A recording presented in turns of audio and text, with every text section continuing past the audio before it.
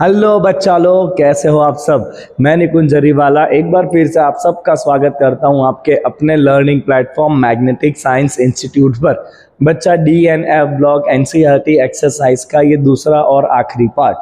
पहले पार्ट में हमने कंप्लीट करे है क्वेश्चन नंबर 1 to 21। अगर आपने वो नहीं देखा है तो उसका लिंक आपको डिस्क्रिप्शन सेक्शन में मिल जाएगा। साथ में इस चैप्टर के 4 थियरी अध्याय हमने किए थे, जिसमें एनसीईआरटी के हर एक पॉइंट को अच्छे से बाइफरकेट करके एक प्रॉपर नोट्स आपको दिया गया था और समझाया गया था। उसका लिंक भी डिस्क्रिप्शन में दिया हुआ है। साथ में बच्चा इसके नोट्स चाहिए, उसका लिंक भी आपको डिस्क्रिप्शन में दे दिया गया है। चलिए बच्चा लोग ज़्यादा बातें ना करते, DNF block NCERT exercise second part की करते हैं शुरुआत। और बच्चा शुरू करेंगे फ्रॉम क्वेश्चन नंबर 22। बहुत जाना पहचाना एक टर्म यहाँ पे आपको देखने मिल रहा है बच्चा कि what is disproportionation reaction. Give example of the disproportionation reaction. So बच्चा बहुत सारे ऐसे एलिमेंट है जिसके मल्टीपल ऑक्सीडेशन स्टेट्स है, राइट। और अगर वो एलिमेंट किसी इंटरमीडिएट ऑक्सीडेशन स्टेट में है, राइट, जिससे हायर स्टेट भी स्टेबल है और जिससे लोअर स्टेट भी स्टेबल है, सो वो एलिमेंट उस ऑक्सीडेशन स्टेट में से हायर स्टेट में भी जाएगा, मतलब ऑक्सीडाइज होगा, और उसी ऑक्सीडेशन स्टेट से लोअर स्टेट में भी जाएगा, मतलब रिडक्शन होगा, राइट। तो उस टाइप का प्रोसेस जिसमें एक ही स्पीसीज का ऑक्सीडेशन और रिडक्शन दोनों होता है, उसे हम कहते हैं disproportionation reaction. Read the definition. It is found that sometime a relatively less stable oxidation state undergoes an oxidation as well as reduction reaction in which it is simultaneously oxidized as well as reduced। चलो दो simple example बेटा। पहला example आप ले लीजिए copper plus का। Copper plus जो unstable होता है वो अपने आप रिड्यूस होकर कॉपर भी बनता है, अपने आप रिड्यूस होकर ऑक्सीडाइज होकर कॉपर प्लस 2 भी बनता है, राइट। तो इसको आप सिंपली बैलेंस करें, यहां लगा दीजिए 2। देखिए यहाँ पे कॉपर +1 स्टेट में है, उससे रिड्यूस होके 0 भी बना, और +1 से ऑक्सीडाइज होके बच्चा +2 भी बना, राइट। तो ये खुद ही ऑक्सीडाइज हुआ और खुद ही रिड्यूस हुआ। चलो दूसरा भी एक एग्जांपल हम लिखेंगे बच्चा इस चैप्टर की बेस्ड। चलो एक और एग्जांपल आप लिखिए। थर्ड कहां से आ गया? सेकंड। एक और एग्जांपल लिखिए बच्चा MnO4 2-। क्या है बच्चा? MnO4 2-, जहां पे आपका Mn कौन से स्टेट में बच्चा? +6 से हायर स्टेट उसका स्टेबल है इन पर मैंगनेट MnO4-, जिसमें Mn होता है +7, और ये यहां से रिड्यूस होके बनाता है Mn+2। तो देखिए क्या हुआ बच्चा, +6 से ऑक्सीडाइज होके +7 भी बना, और +6 से रिड्यूस होके +2 भी बना। अब इसको आपको बैलेंस करना पड़ेगा। चलो कैसे करेंगे इसको बैलेंस बच्चा? तो चलो मेरे साथ साथ आप लोग रेडॉक्स रिएक्शन करेंगे। तो देखिए आप क्या करेंगे बच्चा, डिसप्रपोर्शनेशन में एक और बार आप लिख दीजिए यहाँ पे MnO4 2-। ठीक है ना। चलो यहाँ पे हुआ आपका ऑक्सीडेशन बच्चा 6 to हुआ 7। क्या हुआ? ऑक्सीडेशन 6 में से 7, मतलब 1 नंबर इंक्रीज हुआ। यहां हुआ रिडक्शन। ठीक है बच्चा, कितना रिडक्शन हुआ देखिए तो 6 में से हो गया 2, 6 में से 2 मतलब कितना डिक्रीज हुआ बच्चा? 4 का। अब सारे बच्चों को रेडॉक्स आता होगा, राइट। एक में 1 का चेंज है, दूसरे में 4 का चेंज है। बोलो क्या करेंगे? 1 और 4 को सेम करने के लिए बच्चा, यस एग्जैक्टली, जो 1 वाला है उसको 4 इंटू कर दो, और 4 वाले को तो एज इट इज रहने दो। 1 इंटू 4 4 हो गया ना। तो यहाँ पे क्या लगेगा? 4। यहाँ पे कौन कहाँ रिएक्शन किया? ये रहा, इस एरो पे लगेगा 4। ठीक है, चलो अब इसको वापस आप लिखो, बिकॉज इस चैप्टर में जब भी आप क्वेश्चन करोगे ना बेटा, तो आपको बैलेंस करना पड़ेगा। 4-4 मार्क के क्वेश्चन में भी आ सकते हैं, राइट। तो आप इसको रट नहीं सकते हो, आपको याद रहने वाला है नहीं, आपको रेडॉक्स बैलेंस करना पड़ेगा इसको। चलो अब मैं इसको बैलेंस कर लेता हूँ, एक स्टेप और करूंगा और ये बैलेंस हो जाएगा। ठीक है, थोड़ा सा इसको छोटा कर लेते हैं। चलो बेटा इसको नीचे लिख दीजिए। चले 4, और कैन यू सी 4 MnO4- और एक यहाँ पर है, तो 4 और 5 मिला के, एक मिला के और कितना हो गया? 5 हो गया। MnO4 2-, उसमें से क्या मिला बच्चा आपको? 4 MnO4-, और क्या मिला आपको बच्चा? Mn+2। अब इसका चार्ज काउंट करो। 5 इंटू -2 कितना चार्ज हुआ? -10। 4 इंटू -1 कितना चार्ज हुआ? -4, राइट। समझ रहे हो आप लोग? N+2, तो इधर चार्ज हो गया बच्चा -2, इधर चार्ज है -10। -2 एंड -10 सेम कैसे करेंगे, यहाँ क्या रखना पड़ेगा आपको 8H प्लस, चलो यहाँ रख दो बच्चा 8H प्लस, तो +8 चार्ज आ गया बच्चा, तो 8 - 10 कितना हो गया -2, इधर भी कितना है -2, चलो 8H प्लस यहाँ पे आए तो उसको बैलेंस करने के लिए बच्चा यहाँ क्या लगेगा 4H2O, नहीं 8H2, हाँ तो 4H2O लगा ना, चलो ये रेडॉक्स हो गया आपका बैलेंस। ठीक है, तो हमने दो रिएक्शन लिखे डिस्प्रपोर्शनेशन के, एक तो सिंपल सा लिखा कॉपर प्लस रिड्यूस होके कॉपर ऑक्सीडाइज होके +2, एंड दूसरा थोड़ा कॉम्प्लिकेटेड लिखा बिकॉज दो ही रिएक्शन टेक्स्ट बुक में भी आपको दिए गए हैं। ओके चलिए आगे बढ़ते हैं बच्चा, क्या पूछा गया है डिस्प्रपोर्शनेशन के बाद के क्वेश्चन में, इन्होंने क्रोमेट वाला एग्जाम्पल लिया है। Okay let's see the question what is being asked here। so बच्चा ऐसा पूछा है कि which metal in the first series of transition metal exhibit +1 oxidation state most frequently and why। तो +1 oxidation state कौन exhibit करेगा, तो जिसके पास बाहर एक ही इलेक्ट्रॉन है that will exhibit +1।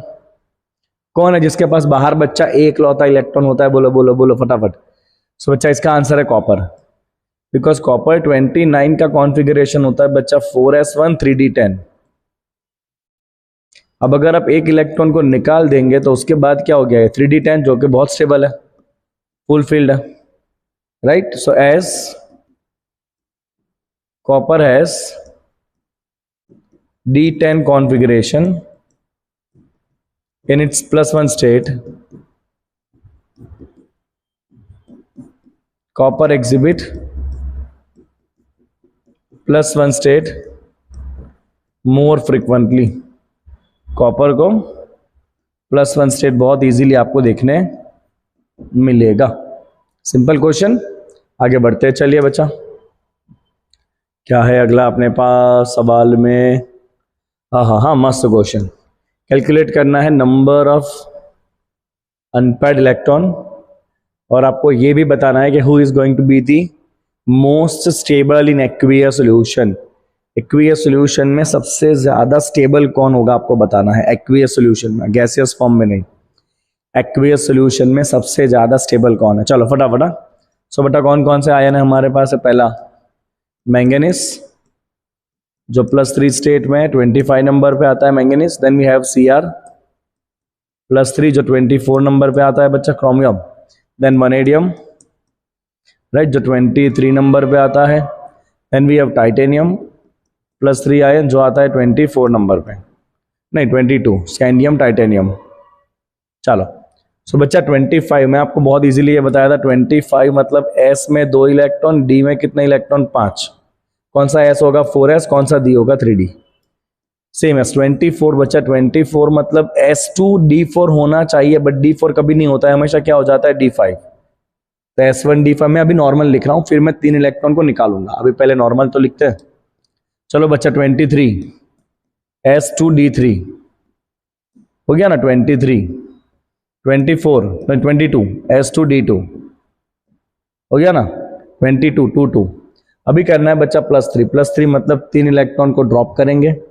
चलो 3 इलेक्ट्रॉन को बच्चा ड्रॉप करते हैं तो ये S निकल के क्या हो जाएगा 0, और ये निकल के क्या हो जाएगा 4। 3 इलेक्ट्रॉन निकल गए तो बच्चा इसका क्या बच्चा बाहर 3d4। कितने अनपेयर्ड इलेक्ट्रॉन आए, क्या फाइंड करना है, unpaired electron in the following. तो कितने अनपेयर्ड इलेक्ट्रॉन आए बच्चा 4 अनपेयर्ड इलेक्ट्रॉन, D4 बना ना। So number of unpaired electron कितने आए यहाँ पे 4। चलो इसको +3 करो, एक यहां से गया, 2 यहां से जाएंगे, क्या बचा D3। तो ये बचा आपका 3d3, कितने अनपेयर्ड इलेक्ट्रॉन बचा 3। चलो इसको +3 करो, 2 यहां से गया, एक यहां से गया, क्या बचा 2। तो ये हो गया बच्चा 3d2, कितने अनपेयर्ड इलेक्ट्रॉन हो गए आपके पास 2। चलो यहाँ पे आ जाओ, टाइटेनियम +3, 2 यहां से गया, एक यहां से गया, क्या बचा 1। तो ये हो गया आपके पास 3d1, how many unpaired electron 1। Now who is most stable in aqueous solution. तो बच्चा एक्वियस सॉल्यूशन में सबसे ज्यादा स्टेबल होता है D3। एक्वियस सॉल्यूशन में सबसे ज्यादा स्टेबल कौन होता है बच्चा D3 होता है। क्यों, क्योंकि एक्वियस सॉल्यूशन में d ऑर्बिटल का स्प्लिटिंग हो जाता है, ये आप अगले चैप्टर में सीखोगे। और जो लोअर ऑर्बिटल्स होंगे T2G कहते हैं उसको, वो हाफ फिल्ड होगा। सो हम यहां पे लिखेंगे बच्चा के इन aqueous solution D3 is most stable due to half filled T2G3 orbitals. तो बच्चा डी में 5 ऑर्बिटल होता है ना। अब जैसे ही आप इसको पानी में डालोगे, पानी में ऑक्सीजन के पास होते हैं लोन पेयर ऑफ इलेक्ट्रॉन, और वो लोन पेयर के इंटरएक्शन की वजह से ये जो डी ऑर्बिटल आपको पांचों सेम दिख रहे हैं उसमें स्प्लिटिंग हो जाता है। उसमें से 3 ऑर्बिटल लो लेवल में जाते हैं और 2 ऑर्बिटल हाई लेवल में जाते हैं। जो लो लेवल में है उसे कहते हैं T2G, जो हाई लेवल में है उसे कहते हैं EG। और अब अगर डी में 3 ही इलेक्ट्रॉन है बच्चा, तो ऑब्वियसली वो तीनों कहाँ रहेंगे, लोअर लेवल में रहेंगे। तो ये T2G क्या हो गया बच्चा, 3 इलेक्ट्रॉन के साथ हाफ फील्ड हो गया, इसीलिए क्रोमियम +3 एक्वियस मीडियम में स्टेबल होता है। इसके बारे में आपको अगले चैप्टर में मैं बहुत डिटेल में सिखाने वाला हूँ, कॉल क्रिस्टल फील्ड थियरी। बहुत डिटेल में अपने सीखेंगे, बट अभी के लिए आप इतना थोड़ा ध्यान रखो, राइट, ताकि आपको आइडिया है कि एग्जैक्टली यहाँ पे क्या करना है। चलो बच्चा अगला सवाल देखते हैं। Okay,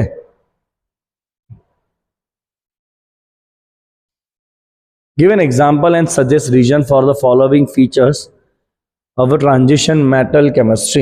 Let's see.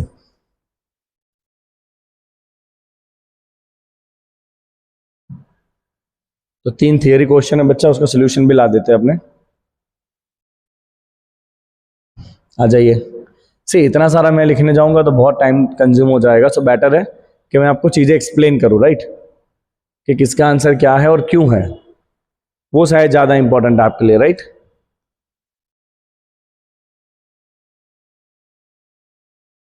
बेटा एक सेकंड दीजिए मुझे। चलिए, सो पहला क्वेश्चन है the lowest oxide of transition metal is basic while the highest oxides are acidic और एम्फोटेरिक। इसका आपको रीजन बताना है। लोवेस्ट ऑक्साइड मतलब लो ऑक्सीडेशन स्टेट में जो ऑक्साइड है वो बेसिक है, जबकि हाई ऑक्सीडेशन स्टेट के ऑक्साइड कैसे है, एसिडिक है। लेट्स रीड दिस, ऐसे क्वेश्चन पूछे जाते हैं आपको। So in the case of lower oxide of a transition metal, the metal atom has a low oxidation state. Simple सी बात है, लोअर ऑक्साइड मतलब metal has a low oxidation state, right? This means that some of the valence electron of the metal atoms are not involved in bonding। क्योंकि अगर मान लो लो oxidation state है, right, मतलब सारे इलेक्ट्रॉन बॉन्डिंग में participate नहीं कर रहे हैं। अभी देखो, ट्रांजिशन मेटल के पास बाहर S में भी इलेक्ट्रॉन होते हैं, D में भी होते हैं।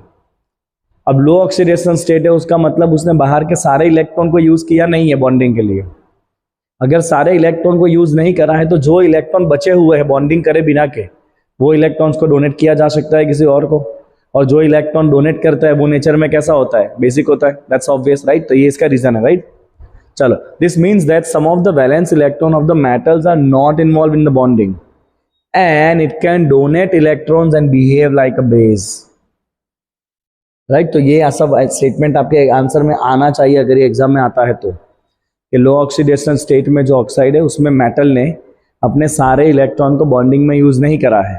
कुछ इलेक्ट्रॉन अभी भी बचे हुए जो किसी और को डोनेट करे जा सकता है, और जो डोनेट करता है उसे क्या कहते हैं, बेस कहते हैं। Now what in case of higher oxidation state?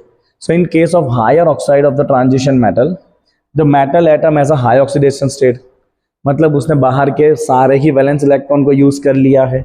This means that the valence electrons are involve in bonding and they are unavailable. Electron बचे नहीं है, सब बॉन्डिंग में यूज हो गया। There is also high effective nuclear charge. Exactly, अब जितना metal का ऑक्सीडेशन स्टेट ज्यादा है, मान लो मेटल का स्टेट +5 है, +6 है, तो कितना ज्यादा पॉजिटिव चार्ज है, और इतना ज्यादा पॉजिटिव चार्ज क्या कर सकता है, इलेक्ट्रॉन को कैप्चर कर सकता है, और जो इलेक्ट्रॉन को कैप्चर करता है वो क्या होता है, एसिडिक होता है, right. Okay, so this means that the valence electrons are involve in bonding, so they are unavailable, right. तो valence electrons are unavailable, there is also high effective nuclear charge, क्योंकि बहुत ज्यादा पॉजिटिव चार्ज होने वाला है। As a result it can accept the electrons and behave like what, an acid, right, it behave like an acid. तो यहाँ पे example दिया है MnO is basic while Mn2O7 is acidic. मैं आपको सिंपल यहाँ पे लिख देता हूँ, थोड़ा यहाँ पे दब गया नीचे। तो बच्चा यहाँ पे लिखा हुआ है MnO is basic, let's write this, MnO, जहां पे Mn कौन सा स्टेट में +2, ये कैसा है नेचर में basic, right. On the other and Mn2O7, Mn2O7 जहां पे मैंगनीज कौन सा स्टेट में +7, ये कैसा है बच्चा नेचर में एसिडिक है, क्योंकि इधर Mn का चार्ज बहुत ज़्यादा है तो वो इलेक्ट्रॉन को कैप्चर कर सकता है, इधर Mn का चार्ज कम है वैलेंसी में और बहुत इलेक्ट्रॉन बचे हुए जो डोनेट हो सकते हैं, इसीलिए MnO बेसिक है। समझे बच्चा बात को, राइट। चलिए आगे बढ़ते हैं, अगला सवाल पढ़ लीजिए। अ transition metal exhibit highest oxidation state in oxides and fluoride.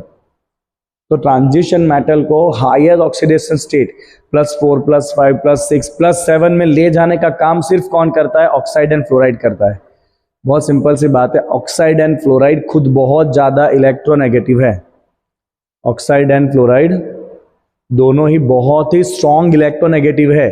तो ये ऑक्सीजन एंड फ्लोरीन क्या करते हैं, मेटल के सारे इलेक्ट्रॉन को खींचने के काबिल है, इसीलिए मेटल अपने मैक्सिमम ऑक्सीडेशन स्टेट में चला जाता है। Read the solution. क्या लिखा है बच्चा, सो लिखा है कि oxygen and fluorine act as a strong oxidising agent. Strong oxidising agent मतलब किसी के भी पास ये इलेक्ट्रॉन कैप्चर करते हैं because of their high electronegativities, right, and very small size, hence they bring out the highest oxidation state from transition metals. In other words, a transition metal exhibit higher oxidation state in oxide and fluoride only. For example, osmium F6 जहां पे osmium +6 state में है, V2O5 जहां पे vanadium कौन सा state में, +5 state में है। इधर ये +6 कौन लेके आया, फ्लोरीन, इधर +5 कौन लेके आया, ऑक्सीजन। आई बात समझ में? तो ये वर्ड आना चाहिए कि oxide and fluoride strongest oxidising agent, highly electronegative, right, and the small size. तो इसकी वजह से वो मेटल में से मैक्सिमम इलेक्ट्रॉन को खींच के मेटल को अपने मैक्सिमम स्टेट में पहुंचा देता है। चल बच्चा आगे बढ़ते हैं। थर्ड क्वेश्चन क्या था, the highest oxidation state is exhibited in oxo anion of metal. तो हाईएस्ट ऑक्सीडेशन स्टेट आपको ऑक्सो एनायन में देखने मिलता है। जैसे कि अगर आप मैंगनीज की बात करोगे ना, तो बच्चा मैंगनीज +7 में MnF7 कभी नहीं बनता है। फ्लोरीन मैंगनीज को +7 नहीं ले जाता है, बट आपने देखा है MnO4- उसमें Mn +7 हो जाता है। सिमिलरली Mn2O7 इसमें भी Mn +7 हो जाता है, राइट। तो ऐसी तो क्या खासियत है ऑक्सीजन के पास जो फ्लोरीन के पास नहीं है? तो ऑक्सीजन की सबसे बड़ी खासियत, ऑक्सीजन बनाता है double bond. Oxygen pi bond बनाने के कैपेबल है, इसीलिए ऑक्सीजन मेटल के पास से ज्यादा इलेक्ट्रॉन लेके उसको मैक्सिमम स्टेट में भेज सकता है। Read the solution, what is written here. Oxygen is a strong oxidising agent, पहला point, due to its high electronegativity as well as a small size. So oxoanion of a metal have the highest oxidation state. For example, MnO4- oxidation state is +7. But यहाँ पे जो most important point है वो इस solution में missing है, और वो पॉइंट है ability of oxygen to form pi bond. ये वर्ड कंपल्सरी आना चाहिए, ability of oxygen to form p-pi-d-pi bond with metal ion, p-pi-d-pi bond with metal ion. बेटा ये वर्ड भी आना चाहिए, क्योंकि अगर आप इसकी बात करोगे ना, high electronegativity and small size, तो ऑक्सीजन ऑक्साइड आयन से ज्यादा इलेक्ट्रोनेगेटिव तो फ्लोराइड आयन है। ऑक्सीजन से ज्यादा इलेक्ट्रोनेगेटिव कौन है, फ्लोरीन, और ऑक्सीजन से साइज में छोटा भी कौन होता है, फ्लोरीन। तो भी फ्लोरीन मैंगनीज को +7 नहीं कर पा रहा है। इसका रीजन ये है कि फ्लोरीन डबल बॉन्ड नहीं बना सकता है, जबकि ऑक्सीजन डबल बॉन्ड बनाता है बाई p-pi-d-pi बॉन्डिंग। तो ये वर्ड बेटा खास आना चाहिए आपके आंसर में, हाँ, ये वर्ड आना चाहिए p-pi-d-pi बॉन्डिंग का। चलो आगे बढ़ते हैं, क्या आ रहा है next. Indicate the steps in the preparation of this K2Cr2O7 for chromite ore and this KMnO4 from the pyrolusite ore. अब बेटा ये मैं 2 बार करा चुका हूँ ऑलरेडी। एक बार अब मैंने इसको डिटेल थियरी में किया था, और मैंने जो कल का क्लास था जिसमें फर्स्ट 21 एग्जाम्पल थे, उसके अंदर भी ये क्वेश्चन एज इट इज था, preparation of KMnO4 and preparation of K2Cr2O7। अब वापस हम रिपीट नहीं करने वाले हैं, ठीक है। इंपॉर्टेंट क्वेश्चन है बेटा, 2 बार ऑलरेडी हम कर चुके हैं, वापस रिपीट नहीं करेंगे ना, एक बात कितनी बार रिपीट करेंगे। चलो आगे बढ़ते हैं। What are alloys? Name some important alloys. चलो कॉपी कर लेते हैं इसको एंड लेट्स अंडरस्टैंड दिस। नया स्लाइड है ना, हाँ।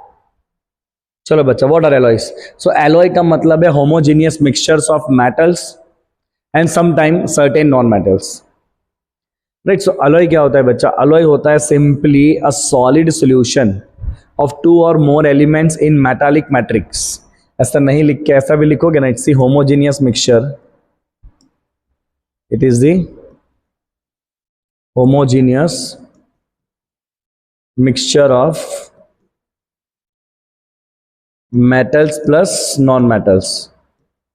चलो, so it can either be a partial solid solution or a complete solid solution. Alloys are usually found to possess different physical property than those of component element. देखो ये theory जो है ना alloy formation का, वो मैंने आपको notes में लिखवाया है। एज इट इज आप वही लिखोगे ना तो आपको अच्छे मार्क मिलेंगे, क्योंकि वो टेक्स्ट बुक बेस्ड है। टेक्स्ट बुक बेस्ड ही आपको एग्जाम में लिखना होता है, right? Okay, an important alloy of lanthanoid. अभी यहाँ पे क्या पूछा है? Name an important alloy which contain some of the lanthanoid element. ये बहुत इंपॉर्टेंट है बच्चा। लैंथेनॉइड एलिमेंट जो कंटेन करता है ना, वो एलॉय का नाम है मिश मेटल। क्या नाम है उस एलॉय का? मिश मेटल, राइट। और उसमें लैंथेनॉइड कितने होते हैं बच्चा? मिश मेटल में लैंथेनॉइड करीब 95% होते हैं, बाकी 5% में होता है आयरन। और ट्रेसिस में डाला जाता है sulphur, carbon and silicon, calcium and aluminium, right. तो वेरी इंपॉर्टेंट बच्चा, लैंथेनॉइड का कौन सा एलॉय होता है? मिश मेटल। कौन सा एलॉय होता है लैंथेनॉइड का? मिश मेटल, जिसमें 95% होता है लैंथेनॉइड्स, 5% होता है आयरन, और बाकी थोड़े बहुत अमाउंट में डाला जाता है sulphur, carbon, silicon, calcium and aluminium. So this mixture is called misch metal. चलो, कहाँ कहाँ उसका यूज होता है? It is used in cigarette and gas lighters. It is used in a flame throwing tanks, right? It is used in tracer bullets and shells. तो इसमें specially magnesium based alloy होता है, मैग्नीशियम बेस्ड मिश मेटल, राइट। तो magnesium based मिश metal, ये वाला point book में भी दिया है, जो यूज होता है for the preparation of tracer bullets and shells, right. तो क्या पढ़ा बच्चा हमने? एक और पॉइंट, एलॉय कब बनता है? एलॉय तब बनता है जब जुड़ने वाले एलिमेंट का साइज का डिफरेंस 15% से ज्यादा ना हो। तो ये पॉइंट भी मैं यहां मेंशन कर लेता हूं, okay. For alloy formation,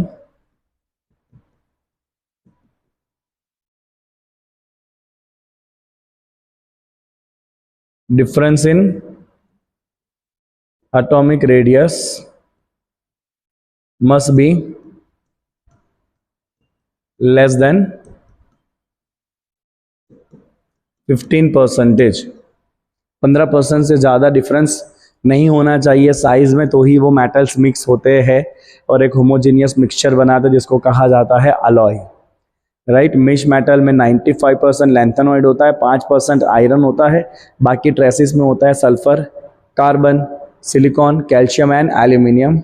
uses lighter flint के लिए, गैस सिगरेट के लिए, राइट, बुलेट एंड शेल के लिए मैग्नीशियम बेस्ड एलॉय यूज होता है। चलो, मुझे जितना डेटा याद है ना, मैं सारा आपको बता रहा हूं।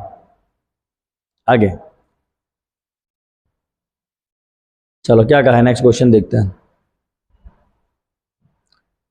What are the inner transition elements? बच्चा, इनर ट्रांजिशन एलिमेंट किसे कहते हैं? Decide which of the following atomic numbers are the atomic numbers of the inner transition element. ये बड़ा सिंपल सा क्वेश्चन है बच्चा। इनर ट्रांजिशन का मतलब होता है एफ ब्लॉक एलिमेंट।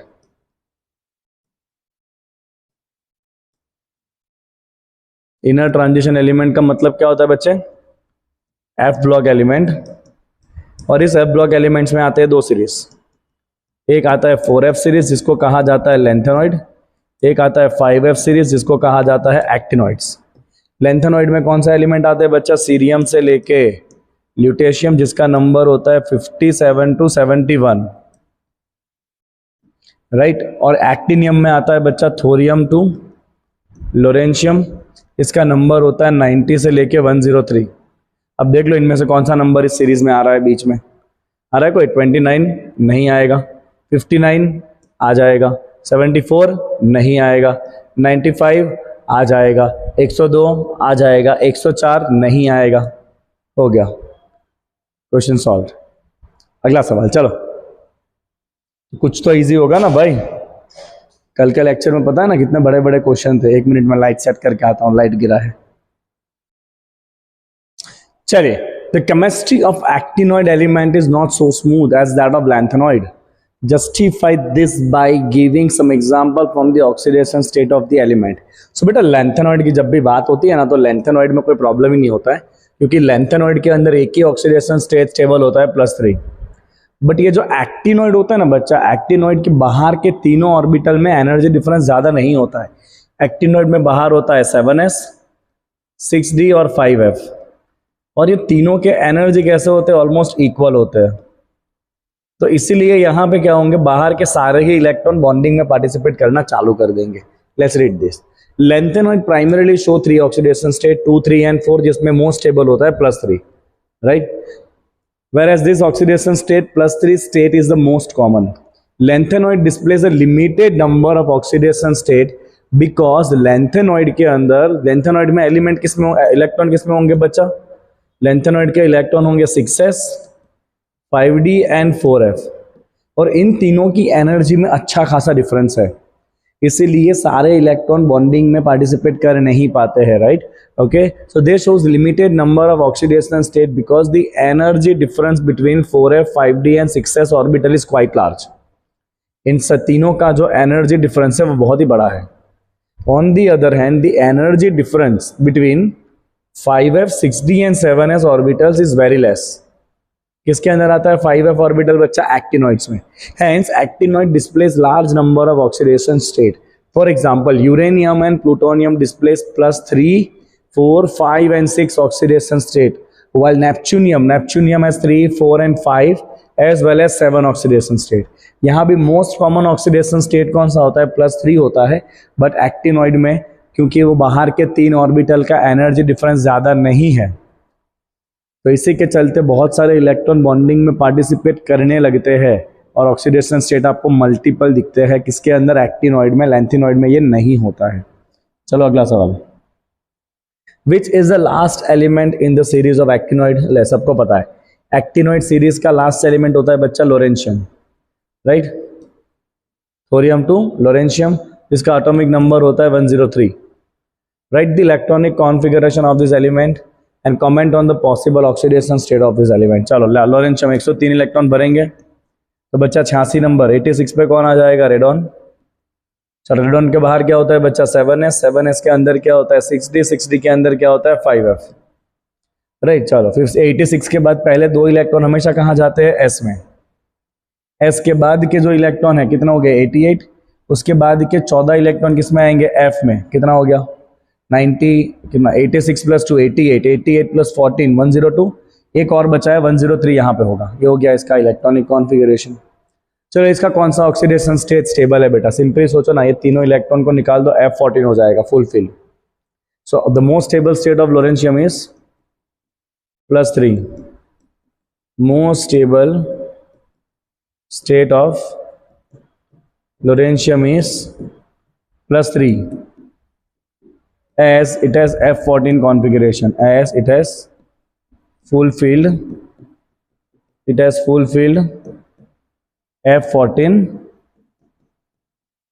कॉन्फ़िगरेशन। समझ आ रही है बच्चा आपको बात मैं जो कह रहा हूं वो? आगे बढ़ सकते हैं, इजाजत है आपकी? चलो इजाजत तो आपको देनी पड़ेगी। अगला सवाल, use Hund's rule to derive the electronic configuration of cerium +3 ion and calculate its magnetic moment on the basis of spin only formula. चलो कौन सा आयन है बच्चा, सीरियम +3। सीरियम आता है 58 नंबर पे, सीरियम टू ल्यूटेशियम 58 to 71 था ना, उसमें सीरियम 58 नंबर पे आता है।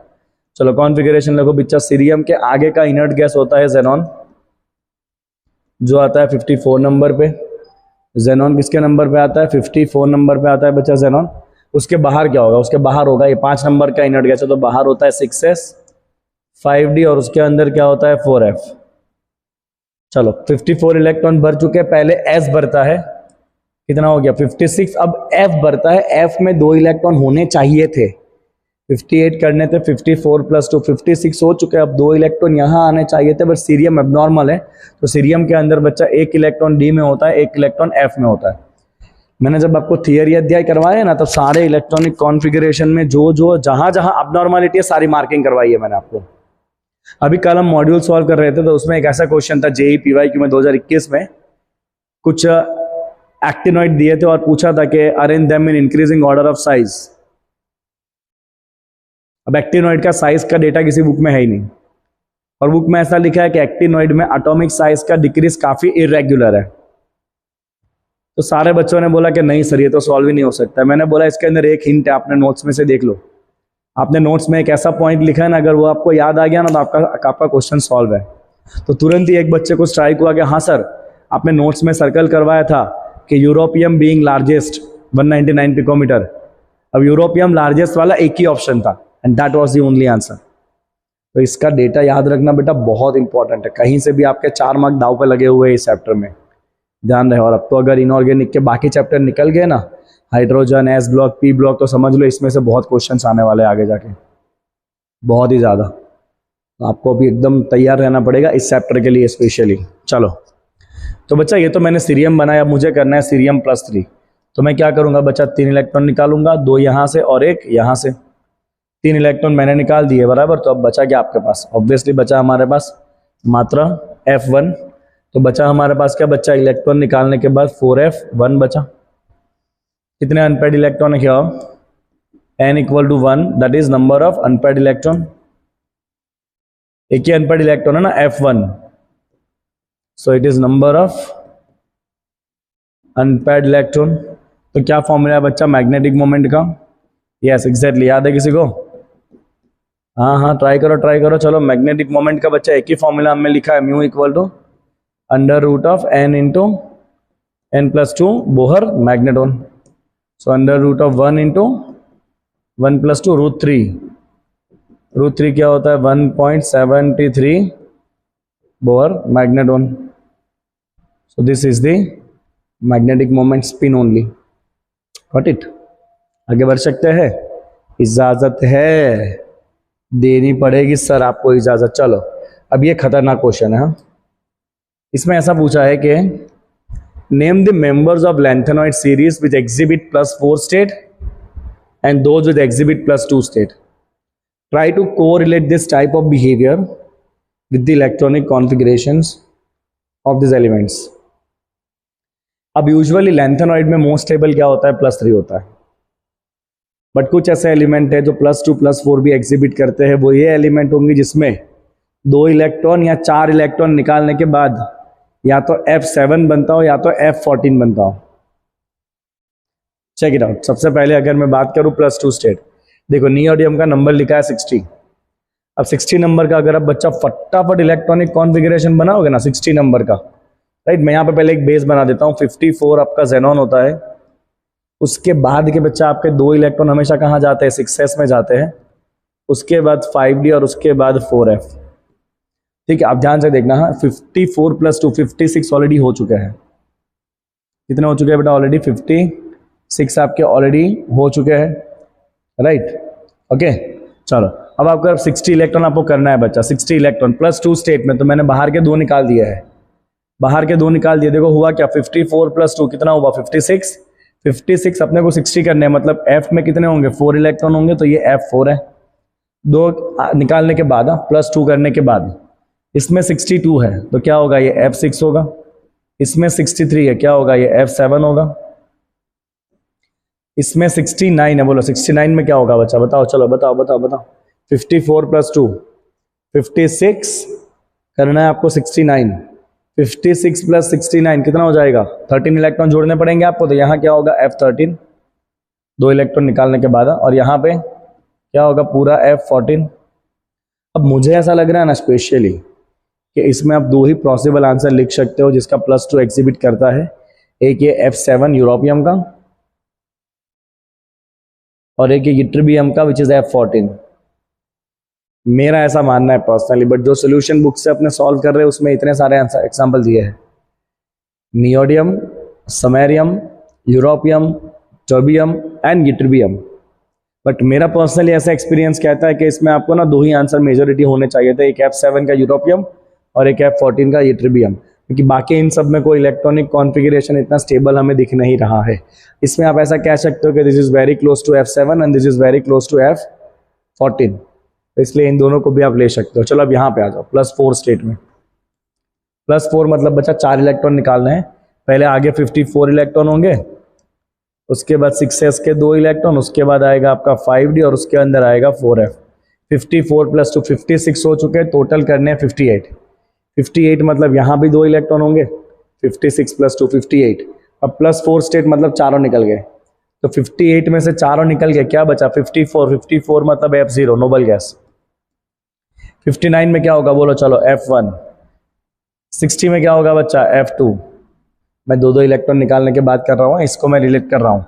65 में क्या होगा, चलो 65 देखो, तो 54 + 2 56, अपने को करना है 65। 56 + 9, 56 + 9, थोड़ा स्लो मोशन में जाके देख लेना, समझ आ जाएगा आपको। ओके एनीवेज चलो लिखो पूरा कॉन्फ़िगरेशन इसका।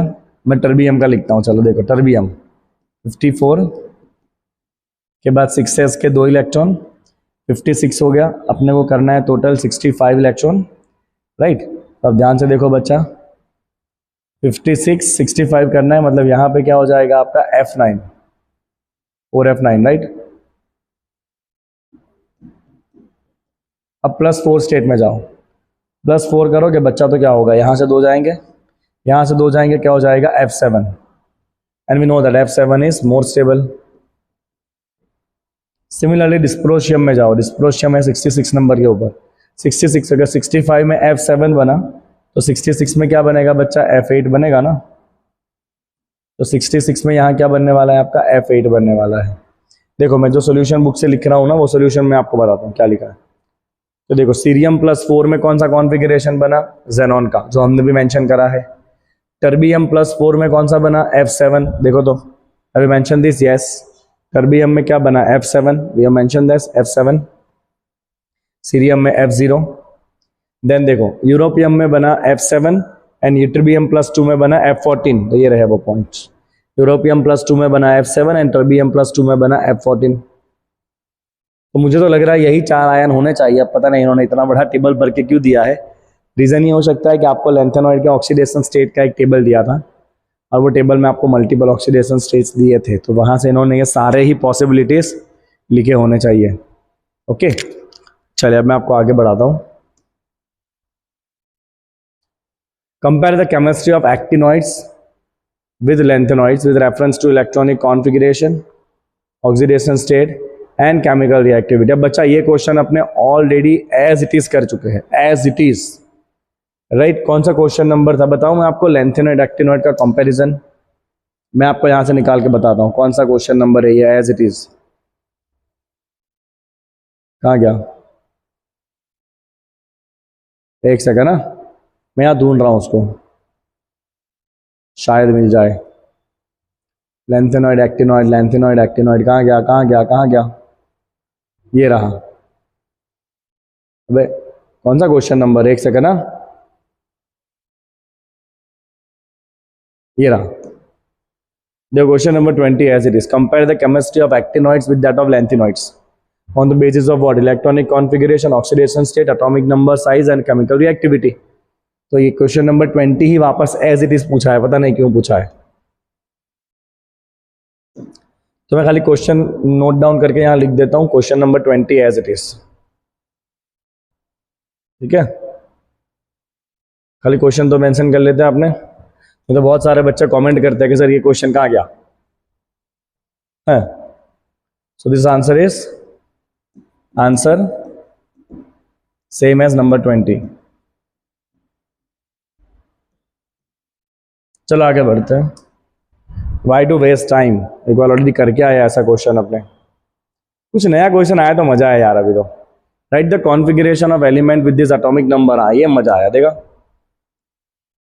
चलो इलेक्ट्रॉनिक कॉन्फ़िगरेशन लिखना है, आखिरी में ऐसे क्वेश्चन पूछे बोलो इन्होंने। अगर let's see the electronic configuration, अपने पहले नॉर्मल कॉन्फ़िगरेशन लिखते हैं, फिर देखते हैं क्या एबनॉर्मलिटी है। सो हमें लिखना है 61 91 101 एंड देन 109। चलो 61 बेटा, 54 आ जाएगा आगे जेनॉन, ठीक है 54 आ गया। उसके बाहर क्या होता है 6x 5d n 4f, 54 plus 2 56, 56 plus 5 56 plus 5 हो गया ना 61, राइट। चलो 91 बेटा, इसके आगे कौन आ जाएगा रेडॉन। रेडॉन कौन सा नंबर पे आता है 86, और रेडॉन के बाहर क्या होता है 7s 6d as well as 5f। चलो 86 प्लस 2 कितना हो गया 88, 88 88 प्लस 3 88 प्लस 3 हो गया ना 91। बट यहाँ पे एबनॉर्मलिटी होती है, जहाँ तक मुझे याद है इसमें आता है D1F2। एबनॉर्मलिटी मैंने सारी मार्किंग कराई है बच्चा, इधर क्या होगा एक्चुअल में D1F2 होगा। होना क्या चाहिए F3 होना चाहिए, 86 प्लस 2 88 प्लस 3 91, बट एबनॉर्मलिटी की वजह से यहाँ पे होगा D1, यहाँ होगा F2। चेक करना है मैं सही हूँ कि गलत हूँ। D1 होना चाहिए ना, देखो मुझे याद है D1 है यहाँ पे, मेरे को याद है, मुझे पता था कि इसमें ना एबनॉर्मलिटी है। सो बच्चा यहाँ पे आपको एबनॉर्मलिटी जो है वो मार्किंग करनी है, ध्यान रखनी है एबनॉर्मलिटी बड़े ध्यान से, ठीक है। तो ये F3 की जगह बच्चा यहाँ पे क्या आ जाएगा D1F2 आएगा। 101 चलो बेटा रेडॉन को ही भरना पड़ेगा पहले तो 86, उसके बाद 7s, उसके बाद 6d, उसके बाद 5f। चलो 86 प्लस 2 88, 88 प्लस 13 88 प्लस 13 कितना हो गया बाई कितना हो गया 88 प्लस 13 हो गया ना 101। नो एबनॉर्मलिटी राइट, इसको मैं मार्क कर दे रहा हूँ एबनॉर्मल ही है, डी में एक इलेक्ट्रॉन है। चलो 109 86 को भरो तो पहले क्या होगा बाहर 7s 6d 5f, कितना करना है 109 तक जाना है। 86 प्लस 2 88, 88 प्लस 14 88 प्लस 14 88 प्लस 14 102 109 करना है, 7 बचे आ गया D7। That's a configurations. तो ऐसा आपको क्वेश्चन पूछा था, इलेक्ट्रॉनिक कॉन्फ़िगरेशंस आपको लिखने थे। चलो आगे बढ़ते हैं बच्चा। Compare the general characteristics. ऐसे क्वेश्चन में मुझे ना बहुत बोरिंग लगता है, compare compare compare.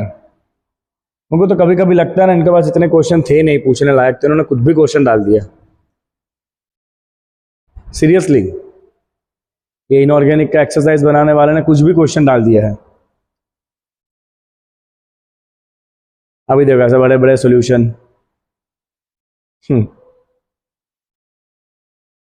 Okay, let me just settle up first. So the question is, time लग गया अच्छा खासा इसको मुझे एडजस्ट करने में। और the question is compare the general characteristics of the first transition series. First transition मतलब कौन सा सीरीज बच्चा 3D series, with those of the second transition. Second transition मतलब 4D series, and third series मतलब 5D series, right. Respective vertical columns give a special emphasis on the following points. Electronic configuration बताना है आपको, oxidation state बताना है आपको, ionisation enthalpy बताना है, और एटॉमिक साइज बताना है। चलो सबसे पहला आंसर लेते हैं बच्चा, electronic configuration.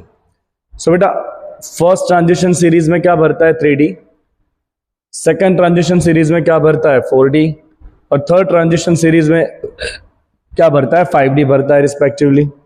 But there are certain abnormality जो आपको मेंशन करनी है इस क्वेश्चन में। सो बेटा 3D सीरीज में एबनॉर्मलिटी कहाँ कहाँ होती है बोलो। 3D सीरीज में बेटा 2 एबनॉर्मलिटी होती है फर्स्ट ट्रांजिशन सीरीज में।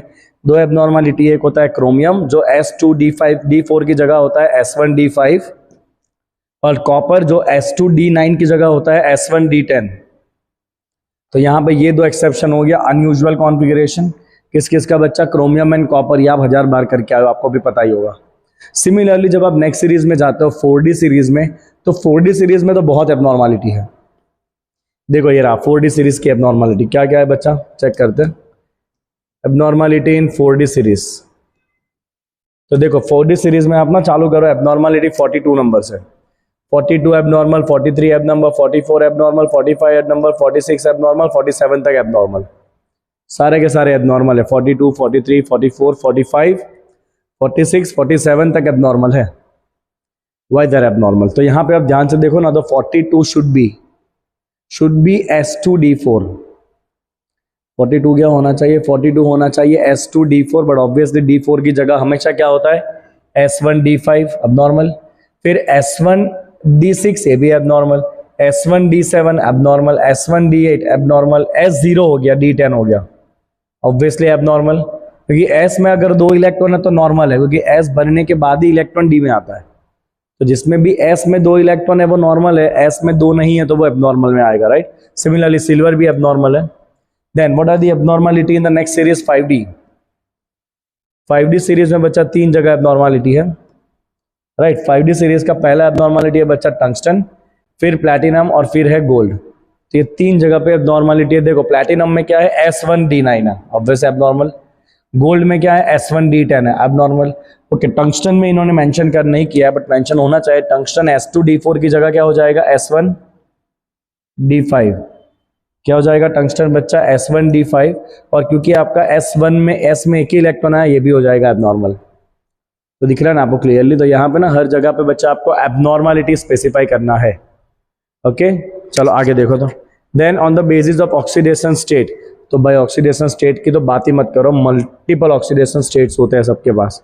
सो in each of the 3 transition series the number of oxidation state shown by the element is the maximum in the middle and the minimum at the extreme ends, right. तो आपने जो 3D series का table लिखा था ना oxidation state का, उसमें starting में खाली +3 था, फिर धीरे धीरे आया 3 4, फिर 2 3 4 2 3 4 5 2 3 4 5 6 2 3 4 5 6 7 मैंगनीज के लिए, फिर आयरन के लिए हुआ 2 3 4 5 6, फिर 2 3 4 5, फिर धीरे धीरे ऑक्सीडेशन स्टेट कम होते गए। तो सेंटर वाले एलिमेंट के पास मैक्सिमम ऑक्सीडेशन स्टेट होते हैं, और सेंटर से दूर जाओगे तो दोनों तरफ फिर नंबर ऑफ स्टेट धीरे धीरे कम होते हैं, right. However, +2 and +3 states are quite stable for all the element present in the first transition series. All the metal present in the first transition series form stable compound in the +2 and +3 oxidation state. The stability of +2 and +3 state decreases in the second and third transition series, wherein higher oxidation states are more important. तो क्या लिखा है देखो, stability of +2 and +3 states decreases in the second and third transition series. Why? क्योंकि second and third transition series में ना आगे F orbital आ जाता है, और वो F का स्क्रीनिंग इफेक्ट बहुत पुअर होता है। तो वो सेंटर क्या करेगा, बाहर के इलेक्ट्रॉन को बहुत स्ट्रांगली अट्रैक्ट कर लेगा, तो इलेक्ट्रॉन निकालना ही मुश्किल हो जाएगा। तो इसीलिए उसमें +2 +3 की स्टेबिलिटी डिक्रीज होती है। ओके, यहाँ पे देखो, चलो iron CN6 FeCN6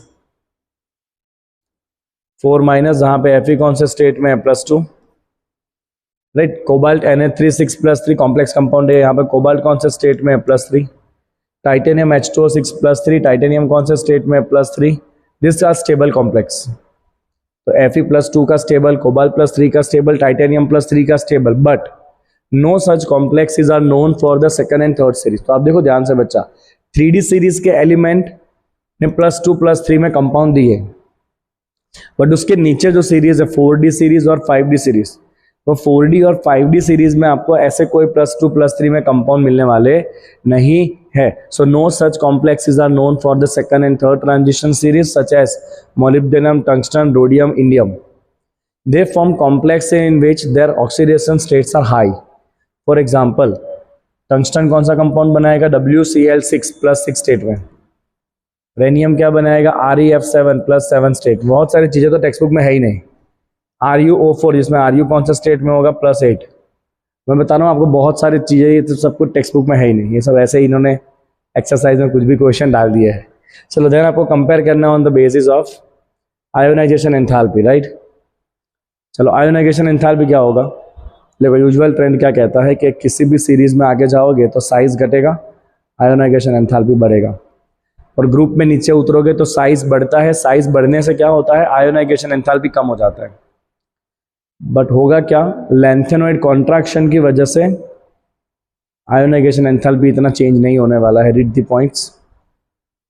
in each of the 3 transition series the first ionisation enthalpy increases from left to right, right. Simple सी बात है, पहला आयोनाइजेशन एंथैल्पी हमेशा क्या होता है, इंक्रीज होता है from left to right. However, there are some exceptions. The first ionization enthalpy of the third transition series are higher than those of first and second transition series.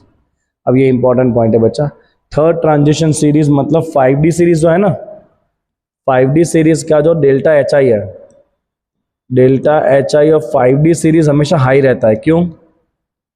क्योंकि उसके आगे आता है लेंथेनॉइड और लेंथेनॉइड साइज को दबा देता है due to lanthanoid contraction. 5D series के आगे लेंथेनॉइड आता है जो साइज को दबा देता है। देखो चलो, ये एक्सरसाइज मुझे नहीं लग रहा आज तक किसी ने यूट्यूब पे अटेम्प्ट किया होगा। First ionisation enthalpy of third transition series are higher than those of first and second transition series. This occurs due to poor shielding effect of 4f electrons in the third transition series. Certain elements in the second transition series have higher first ionization enthalpy than elements correspond to the same vertical column in first transition series. But there are so many abnormality. There are also elements in second transition series whose first ionization enthalpies are lower than those of the element correspond to the same vertical column in the first transition series. By वगैरह लाएगा था ना, वगैरह लाएगा बस। कुछ भी लिखा हुआ है लॉजिक लेस, क्योंकि टेक्स्ट बुक में इतना डिटेल में कुछ एक्सप्लेनेशन है ही नहीं इन चीज़ों का। ओके, आगे देखो चलो। एटॉमिक साइज, तो साइज में क्या होने वाला है? There is regular decrease in size. तो atomic size generally decreases from left to right across a period. Among the 3 transition series, atomic sizes of element in second series are greater than those of element correspond to the same vertical column in the first transition series. सिंपल सी बात है, first transition series के compare में second transition series का size बड़ा होगा। 3D series के कंपेयर में 4D का साइज बड़ा होगा। तो बहुत ऑब्वियस पॉइंट है, राइट? ओके, तो size of 3D series is greater than 4D series. However the atomic size of element in third series, मतलब 5D सीरीज का साइज देखो 3D के कंपेयर में 4D बड़े साइज का है और 4D के कंपेयर में 5D उससे बड़ा होना चाहिए बट नहीं है।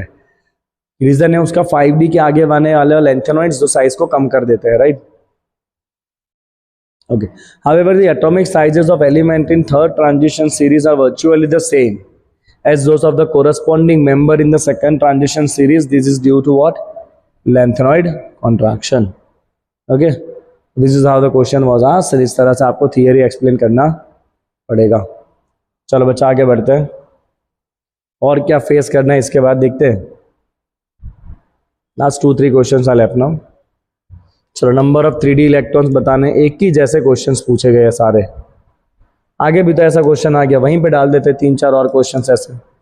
Write down the number of 3D electrons. अब मैं कोई टाइम वेस्ट नहीं करूंगा, मैं बहुत क्विकली जाने वाला हूँ इसके ऊपर। सो बच्चा, टाइटेनियम आता है 24 नंबर पे। 24 का मतलब लाइन में लिख दे चलो।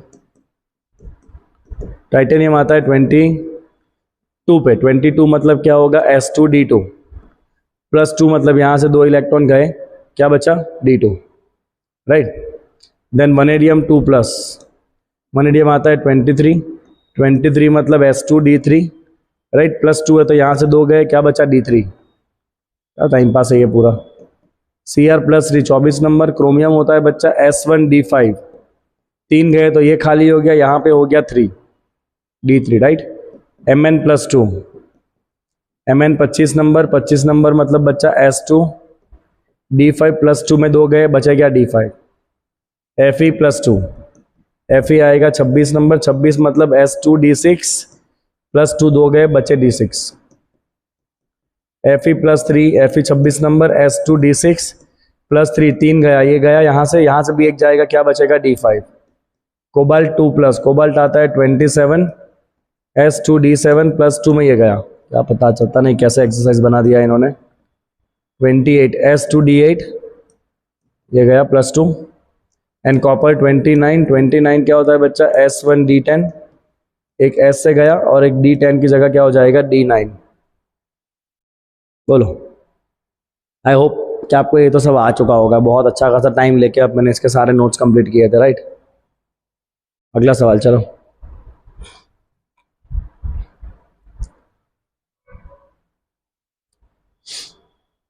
ओके, अब इसमें ऐसा भी पूछा है, इंडिकेट हाउ वुड यू, इसको लेके जाना पड़ेगा। Expect the 5 3D orbitals to occupy. चलो एक मिनट ना, नॉट किया मैंने, अधूरा ही क्वेश्चन लिखा है, पूरा लिख देते हैं क्वेश्चन को। सो पूरा लिखने के लिए पहले इसको थोड़ा सा अपने को नीचे लाना पड़ेगा, सबको आ जाए नीचे। ये क्या हुआ? Wait wait wait wait wait, रुको रुको रुको, वापस जा। मैंने तो इतना ही सिलेक्ट किया था खाली है। हाँ अब बराबर, नीचे आ थोड़ा, एक क्वेश्चन लाने का है अपने को। ला तो चलो क्वेश्चन बेटा, क्या लाने वाले थे, ये वाला ना, indicate how do expect the 5। अब ये सवाल यहाँ होना ही नहीं चाहिए, पता है उसका रीजन बेटा, ये अगले चैप्टर का सवाल है, क्रिस्टल फील्ड थियरी का, जो मैंने आपको अभी एक एग्जाम्पल में बताया ना, T2G एंड EG वाला। 3 ऑर्बिटल नीचे रहते हैं जिसे कहते हैं T2G, 2 ऑर्बिटल ऊपर रहते हैं जिसको कहते हैं EG। तो ये है on the basis of T2G EG, right. ये T2G EG के बेसिस पे आपको आंसर देना है। चलो फटाफट देखो, D2 बच्चा, D में 2 ही इलेक्ट्रॉन है, दोनों कहाँ रहेंगे, T2G में रहेंगे। D3 कहाँ रहेंगे, दोनों T2G3। D3 कहाँ रहेंगे, दोनों T2G3, क्योंकि नीचे बच्चा 3 ऑर्बिटल है, राइट। तो नीचे पहले 6 इलेक्ट्रॉन भरेंगे, उसके बाद इलेक्ट्रॉन ऊपर जाते हैं। ओके चलो आगे देखते हैं।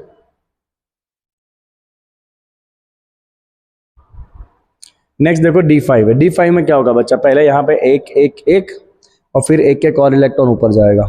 अब अगले चैप्टर में आप सीखोगे कि जब ये गैप बहुत बड़ा होता है ना, तो इलेक्ट्रॉन यहीं पे पैरिंग होने लगता है, और जब ये गैप छोटा होता है तो इलेक्ट्रॉन ऊपर जाता है, चौथा इलेक्ट्रॉन। अब पानी में आपको बहुत सोल्यूशन बनाना है ना, हाइड्रेटेड। हाइड्रेटेड में क्या होता है, गैप बहुत कम रहता है, एनर्जी गैप लेस। अगर एनर्जी गैप कम है ना, तो इसीलिए इलेक्ट्रॉन कहाँ जाता है बच्चा, ऊपर जाता है, राइट। तो जब हमारे पास 5 इलेक्ट्रॉन है बच्चा, क्या होगा, T2G में 3 रहेंगे और ऊपर EG में कितने इलेक्ट्रॉन जाएंगे, 2। सेम है D6 में क्या होगा, चलो D6 में T2G में अभी 6 इलेक्ट्रॉन है, तो पहले यहाँ पे 1 2 3 4 5 और छठा यहाँ पे पैर हो जाएगा, राइट। तो T2G हो जाएगा 4 और EG में कितना हो जाएगा, 2। ऐसे हुआ 1 2 3 4 5 और छठा यहाँ पे पैर हुआ, तो T2G में 4 हो गया। D5 T2G3 EG2। D7 बच्चा, 7 में क्या होगा, 1 2 3 4 5 6 7, तो T2G में 5 हो जाएंगे और EG में कितने रहेंगे, 2। D8 में T2G में 6 EG में 2, और D9 में क्या होगा बच्चा, 1 2 3 4 5 6 7 8, ये पूरा भर जाएगा, T2G 6 हो जाएगा, और 9 ऊपर एक और इलेक्ट्रॉन आएगा, तो 6 यहाँ पे भर दिए तो 3 ऊपर होंगे ना 9 में से, तो EG कितना होगा, 3 होगा। It's like this 1 2 3 4 5, then 6 7 8 and then 9.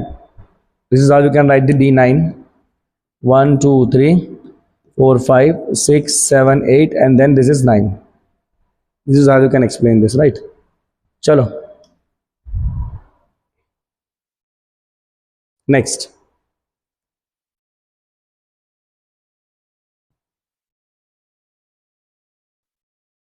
चलिए बच्चा क्या करना है, देखिए ध्यान से, तो आपको ऐसा कहा गया है कि comment on the statement that the element of the first transition series, मतलब 3D series, possess many property different from those of the heavier transition element. heavier transition element मतलब 4D एंड 5D सीरीज के compare में 3D series की property बहुत अलग है, आपको बताना है क्या क्या अलग है। सबसे पहली बात, तो सबसे पहली बेटा साइज की बात कर लो। ऑब्वियस सी बात है, 3D सीरीज साइज में छोटा रहेगा, 4D उससे बड़ा होगा, और 4D 5D कैसे होते हैं, ऑलमोस्ट सेम होते हैं। तो पहला पॉइंट तो मैंने साइज के लिए ही लिख दिया कि 3D सीरीज के कंपेयर में 4D बड़े साइज का होता है और 4D 5D कैसा होता है, ऑलमोस्ट सेम होता है, राइट। पहला पॉइंट। दूसरा point, +2 +3 oxidation state, right, they are very common in the 3D series. 3D series में कौन सा ऑक्सीडेशन स्टेट थे, +2 +3 oxidation state are very common for the elements in 3D series, while higher oxidation states are more common in heavier member, right। तो oxidation state में आप क्या लिखोगे बच्चा, 3D सीरीज के अंदर कौन से ऑक्सीडेशन स्टेट होते हैं, +2 एंड +3 ज़्यादा कॉमन है, जबकि 4D एंड 5D सीरीज में कौन से ऑक्सीडेशन स्टेट होते हैं बच्चा, हायर ऑक्सीडेशन स्टेट होते हैं, राइट। देन चलो कुछ कॉमन पॉइंट की बात करते हैं।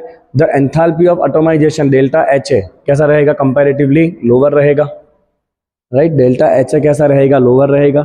3D से 4D में जाओगे, एटॉमाइजेशन और मुश्किल होगा, बिकॉज 3D सीरीज से कंपेयर में 4D के एलिमेंट हैवी है तो मेटालिक बॉन्डिंग स्ट्रॉन्ग बना लेते हैं। 4D के कंपेयर में 5D वाले का मेटालिक बॉन्डिंग और स्ट्रॉन्ग होगा, राइट। तो मेटालिक बॉन्डिंग से आप एक और पॉइंट स्पेसिफाई कर सकते हो बच्चा, melting point as well as boiling point of the first transition series are lower. Melting and boiling point भी कैसे रहेंगे, लो रहेंगे compare to 4D and 5D series. Last point, the elements of the 3D series form low spin और high spin complex compound depending on the strength of ligand. तो जब ये complex compound बनाते हैं ना वो स्क्वायर ब्रैकेट वाला, तो कुछ कुछ हाई स्पिन भी बन सकता है, कुछ कुछ लो स्पिन भी बनता है, जो डिपेंड करता है कि आने वाला जो लिगैंड है, आने वाला जो मोलेक्यूल है जुड़ने जो आ रहा है मेटल आयन के साथ, वो कितना स्ट्रांग है। Okay, the heavier transition element forms only low spin complex irrespective of the strength of the ligand. तो बच्चा 3D सीरीज वाला लो स्पिन भी बनाता है, हाई स्पिन भी बनाता है। कौन? 3D series. जबकि 4D and 5D series, 4D and 5D series सिर्फ क्या बनाता है बच्चा? सिर्फ लो स्पिन कंपाउंड ही बनाता है। चलो अब यहाँ पे लास्ट क्वेश्चन की तरफ अग्रसर होते हैं बच्चा। What can be inferred from the magnetic moment values of the following complex. अब मैं आपको एक ट्रिक बताता हूँ। आपको मैग्नेटिक मोमेंट दिया है ना 2.2, तो इसमें कितने अनपेयर्ड इलेक्ट्रॉन होंगे बच्चा? इसमें अनपेयर्ड इलेक्ट्रॉन होंगे n इक्वल टू, ध्यान से देखना, इसमें नंबर ऑफ अनपेयर्ड इलेक्ट्रॉन होंगे 2.2 है ना, आगे क्या आया? 2 आया ना, मतलब इसमें 2 ही अनपेयर्ड इलेक्ट्रॉन है। कितने अनपेयर्ड इलेक्ट्रॉन है बच्चा? 2। ये ट्रिक है मेरा। इसमें आगे क्या है? 5 है, तो इसमें कितने अनपेयर्ड इलेक्ट्रॉन है? 5। इसमें क्या है? आगे 5 है, ठीक है बच्चा। इसमें क्या है? आगे 5 है कि नहीं? तो इसमें भी कितने अनपेयर्ड इलेक्ट्रॉन है बच्चा? 5 है, राइट। ये शायद ना 4 पॉइंट समथिंग होना चाहिए था। एक सेकंड ना, कितने अनपेयर्ड इलेक्ट्रॉन लिखे इन्होंने? 5.9 में n इक्वल टू 5, 5.3 में 4, एक्चुअली ये 4 पॉइंट होना चाहिए यहाँ पे ना, यहाँ पे वैल्यू गलत है। ये जो है वो 4.87 ऐसा कुछ होता है, राइट। तो यहाँ पे एक सेकंड, क्या हुआ ये? अरे अरे चलो, तो यहाँ पे कितने अनपेयर्ड इलेक्ट्रॉन बच्चा? 2। यहाँ पे कितने अनपेयर्ड इलेक्ट्रॉन होंगे? 4। और यहाँ पे कितने अनपेयर्ड इलेक्ट्रॉन है बच्चा? 5। कहाँ से पता चल रहा है? ये आगे नंबर चाहिए, कुछ गलती है यहाँ पे, ठीक है। अब आप समझो, तो यहाँ पे बच्चा मैंगनीज कौन से स्टेट में होगा वो बताओ आप, बोलो बोलो।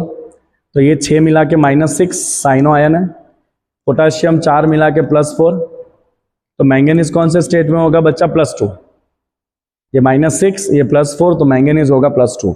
मैंगनीज +2 स्टेट में बच्चा क्या होता है? D5 होता है ना। मैंगनीज +2 क्या होता है? D5। बट अनपेयर्ड इलेक्ट्रॉन तो खाली 2 ही है। इसका मतलब क्या हुआ पता है? इसका मतलब ये हुआ कि जो डी में 5 इलेक्ट्रॉन होने चाहिए ना, वो क्या हो चुके? पेयरिंग हो चुके हैं इस तरह से। और इलेक्ट्रॉन पेयरिंग तभी होते हैं जब आने वाला लिगेंड कैसा होता है? स्ट्रांग होता है। तो यहाँ पे कौन लिगेंड आया है? Cn। तो इससे आप ये कह सकते हो कि Cn must be strong ligand. Cn कैसा लिगेंड है? स्ट्रांग लिगेंड है, इसीलिए उसने D5 को पेयर करवा दिया। Cn must be strong ligand which causes electron in D5 to pair।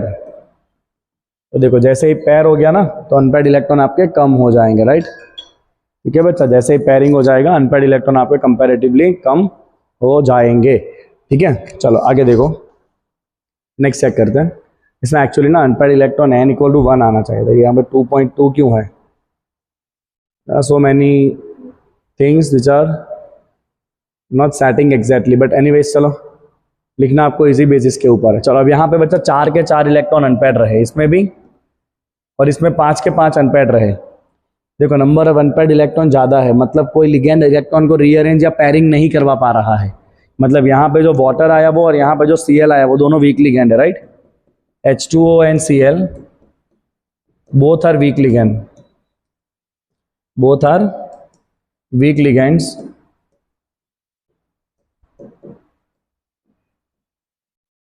unable to cause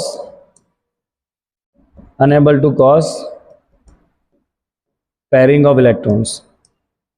तो ये जो वीक लिगेंड है बच्चा वो इलेक्ट्रॉन का पेयरिंग नहीं कर सकते हैं। तो फाइनली इस दुनिया का, इस 12th स्टैंडर्ड का सबसे डिफिकल्ट टास्क मैंने यहाँ कंप्लीट करा, that is the exercise of D and F block elements. 3 घंटे लगे मुझे कंप्लीट करने में। पहला लेक्चर 2 घंटे का था, ये लेक्चर 1 घंटे का है, राइट। अब बेटा आपकी बारी। लास्ट क्वेश्चन शायद आपको समझ में नहीं आया होगा अच्छे से, उसका रीज़न है कि ये सब चीज़ें आपको अगले चैप्टर में आएगी कोऑर्डिनेशन में। उसके बाद आपको ये सब कुछ बहुत अच्छे से क्लियर हो जाएगा। ओके, आप खाली इतना ध्यान रखो कि अगर नंबर ऑफ अनपेयर्ड इलेक्ट्रॉन कम हो गए ना, तो पेयरिंग हो रहा है इलेक्ट्रॉन का। और पेयरिंग कब होता है? जब आने वाला लिगेंड स्ट्रांग है तो वो पेयरिंग करवा देता है। अगर नंबर ऑफ अनपेयर्ड इलेक्ट्रॉन ज़्यादा है तो पेयरिंग नहीं हो रहा है, मतलब आने वाला लिगेंड वीक है, उसको कोई फर्क नहीं पड़ता है, right. This is how you need to understand, इस तरह से आपको इसको समझना होता है। ठीक है बच्चा, चलिए तो आज के लिए बच्चा आपका ये एनसीईआरटी एक्सरसाइज होता है कंप्लीट। नोट्स हो सके तो डाउनलोड कर लीजिएगा। अगला चैप्टर हम शुरू करने वाले हैं ऑर्गेनिक केमिस्ट्री, राइट। बहुत जल्दी मैं ऑर्गेनिक केमिस्ट्री का लेक्चर आपके लिए लेके आने वाला हूँ, राइट। अपने दोस्तों के साथ इसको मेहरबानी करके शेयर करिए, बहुत मेहनत लग रही है आपके लिए इतना अच्छा कंटेंट लाने के लिए। चलिए बच्चा, मिलते हैं वापस अगले क्लास में। Tata bye bye, see you.